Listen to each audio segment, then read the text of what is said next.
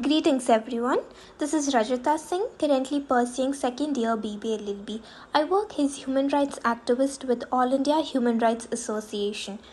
Our topic for the day is Protection of Women Against Domestic Violence Act of 2005. For those of y'all who haven't watched the first part, you can find the link in the description box. In today's video, we will be understanding the practical procedure of filing a complaint and getting redressal.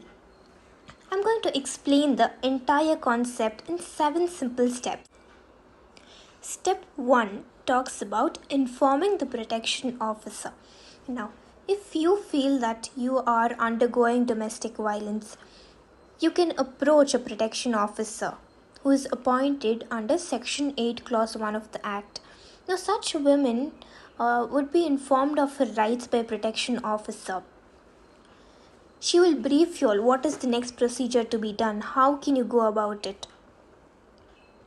And for those of y'all who can't afford the court procedural fees, you have a right to free legal services under the Legal Services Authority Act of 1987.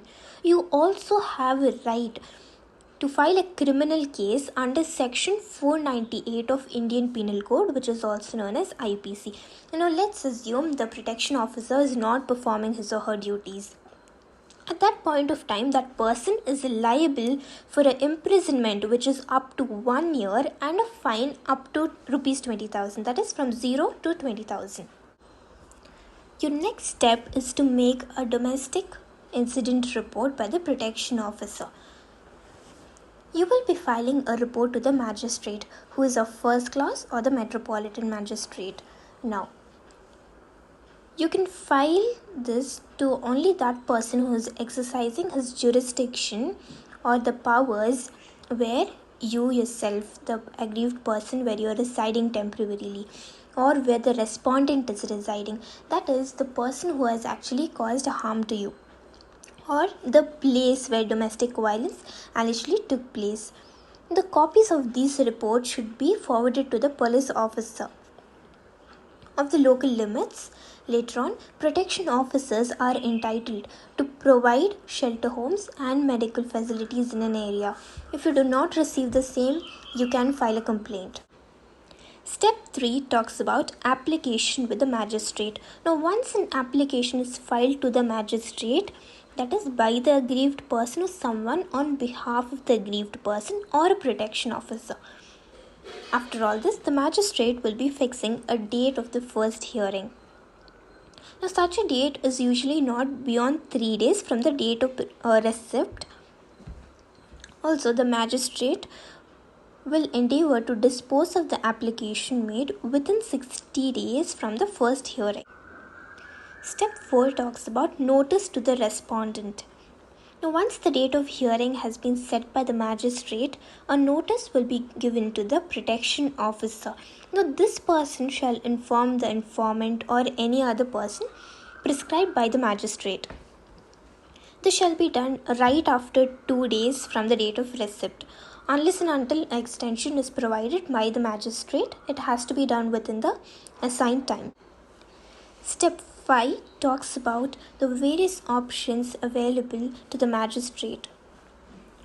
Under Section 14 of the DV Act, that is the Domestic Violence Act, the magistrate may ask the respondent or the aggrieved party to undergo counseling with a member of service provided. Now, such a person should not be an amateur but a person who is experienced in counseling.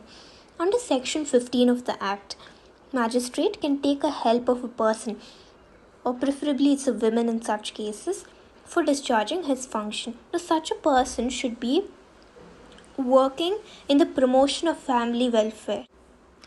Step 6 talks about giving orders. And the first one, that is protection order. Such an order can be passed by the magistrate in the favor of aggrieved party, that is the victim who has undergone domestic violence. It restricts the respondent, that is the person who has actually committed the domestic violence against you or the aggrieved person. It helps the victim by making sure that the respondent does not enter the place where the victim is residing or attempting to communicate with the victim. He is not allowed to alienate or enjoy the assets of the victim or the stridhan, or causing violence to any person who has helped the victim and provided protection from domestic violence. A resident order basically means ensuring that the respondent is not anywhere close to the victim. It can include directing the respondent to move away from the shared household or disposing of the shared household. The third one talks about monetary relief. Here, the magistrate also directs the respondent, that is the person who has caused harm to the victim, to pay a certain amount of monetary relief to the victim for the losses suffered by her. Such reliefs may include loss of earnings, the medical expenses incurred, loss which is caused due to destruction or damage of any property which belongs to her, maintenance of the aggrieved person, that is the victim herself and her children. Custody order is wherein the magistrate also grants a custody of a child or children to a aggrieved person. This is only done when the victim makes an application on behalf of her. He may also specify the visitation arrangements as well. In case he feels that visitation by the respondent would be harmful to the child, the magistrate may also refuse such a visit. Compensation orders. In such a case, the magistrate passes an order directing the respondent to pay compensation to the victim for all the injury she has suffered, the mental torture and the emotional distress caused to her because of the domestic violence. In the case magistrate feels that it is necessary and is satisfied that the respondent has caused domestic violence and may continue to do so in the future, he may also pass an interim and ex parte order. Step 7 is very important. I'll tell you why. Because now magistrate has imposed certain protection orders. What if the respondent is not obeying to whatever was asked to be followed? In such a case, he will be liable to a punishment which is up to a term extending of 1 year, that is more than a year, and also a fine which is at maximum rupees 20,000. Criticism of the act. Now this law is also not free of certain criticism. The first one being only civil. Now some people have criticized the law on the basis that it is only civil, whereas it was meant to be both civil and criminal. The criminal part of this law is only triggered when the respondent does not abide by the protection orders which were imposed on him. This law violates Article 14 and 15 of Constitution. Now you must be wondering, how can this happen? So Article 14-15 talks about equality in the whole, and has domestic violence is a women-specific legislation. Some people have criticized that this discriminates against men and assumes that men are the only sole perpetrators of the crime, etc. The next one is definition of domestic violence is too wide. What happens over here? So there are some women who can misuse the law to, cause harm to men for no reason whatsoever. Moving on to conclusion, the Protection of Women from Domestic Violence Act, which was implemented in the year 2006, is a very promising legislation which combines both the civil and criminal remedies to provide effective remedies. However, this act is not free of certain problems. Clearly, we can see that implementation of the act needs to be made more concrete.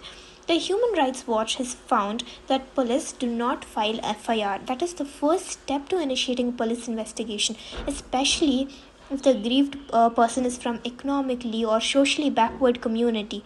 Most of the domestic violence, sexual violence, marital rape cases in India never go reported. Lack of trained counselors who can help domestic abuse victims and little access to legal aid also adds to the misery of these victims.